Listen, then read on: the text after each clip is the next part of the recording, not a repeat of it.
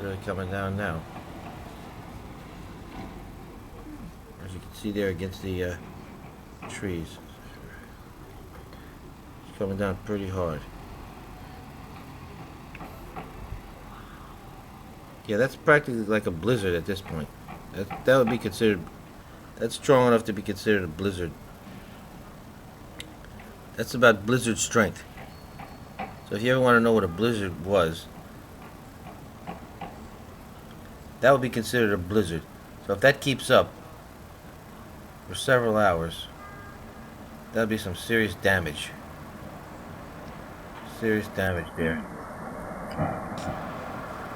being done.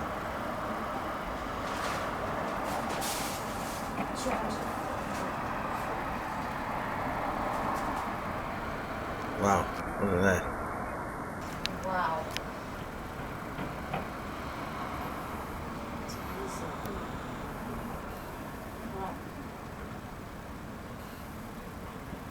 Well, that's some seriously heavy snowfall there. You know, that's really coming down, man. Yeah, that's definitely considered to be a blizzard. No question about it.